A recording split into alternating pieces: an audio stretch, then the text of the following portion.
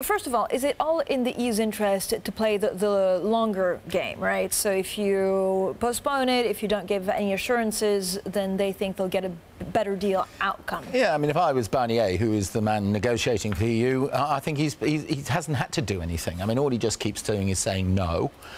Let the Remain camp and the establishment elite in Britain do his work for him. And every single time the British government has said, we're not putting up with this, we're not going to accept this. At home, civil war has said, give in. They've given in, and Barnier just keeps saying no. It'll all come down, in typical EU fashion, to a minute before midnight on the 29th of March 2019, when we are due to leave, and there will be a deal. The issue, I don't actually agree with your intro in one point. I'm not too sure that it strengthens the EU's hand to keep now saying no. A good example is BMW is what they've just said. We don't want to leave Britain. It's a competitive, my words, competitive place to make motor cars. Yep. We like being here.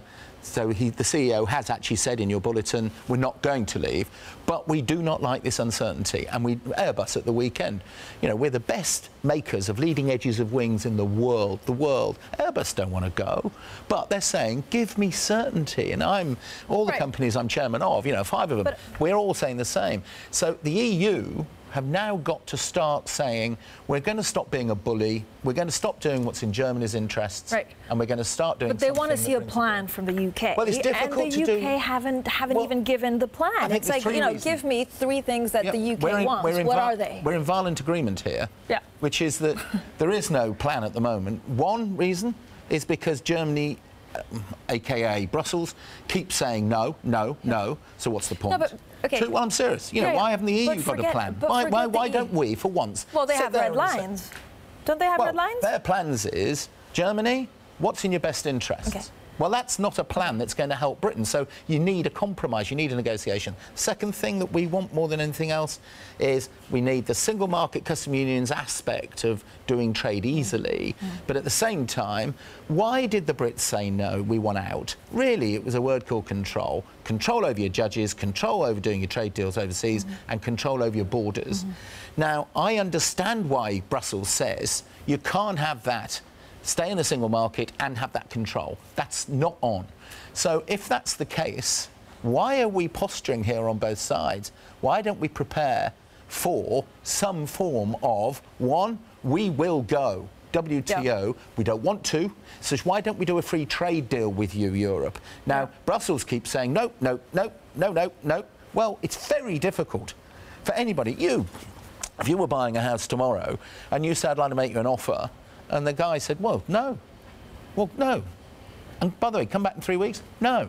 It's very difficult to negotiate with that. But I would have to have a proposal, first of all, to buy the house. What is the UK's proposal? I mean, you were a very prominent and campaigner. I worked inside Brussels. I mean, one of the reasons I voted to come out is I don't want to be controlled by Germany. Are you disappointed by the UK side? Right? And all I'm saying is that do we need to have a firmer view and stop insider fighting within Westminster to understand what the UK's relationship with the EU is that the UK wants, first of all? Totally yes to that. Right.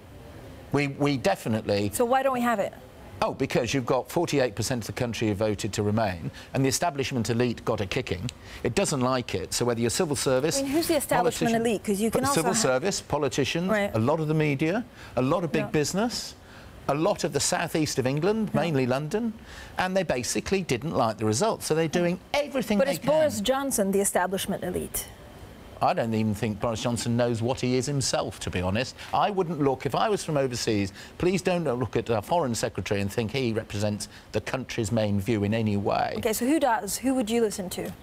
Well, it's got to be the Prime Minister, hasn't it? I mean, the Prime Minister is elected to do this job. What I feel very strongly about is the country is at civil war. You've got Brexiteers and Remainers in the Cabinet, for sure, but also in the country, having the row. So Barnier just sits there and says, I'm going to wait. I'll just wait until you come to your senses. So you're right in saying, unless there is a proposal, what do they argue with? But they've got to iron that out. But and that's Britain's problem, by the way, not Europe's. But then Europe's problem is, Mr. Barnier, if you keep just saying, no, no, no, at some point, Germany is going to say, I'm taking control of this, because it's not in Germany. No. I'll ask you, what's the biggest market in the world for German motor cars? It's Britain. But they... Double what they sell to America, they sell to Britain. Right. 3 times what they sell to China, they sell to Britain. There are BMW, Volkswagen, Mercedes... Okay, so let me ask another question. Is it politics or economics that will prevail? Because Germany also has great interest in keeping the union together. I know. Do you know, they will write case studies of this for 100 years, which is the British voted for a thing other than economics. You and I and all of us are obsessed for 2 years on the economics. And at the end of the day, the European Union have to look at the political solution because, as you say, keep the union together. So my answer would be, I think it will be, at the end of the day, politics. A final question, then we'll come back to you later. But is the Prime Minister trying to please too many stakeholders?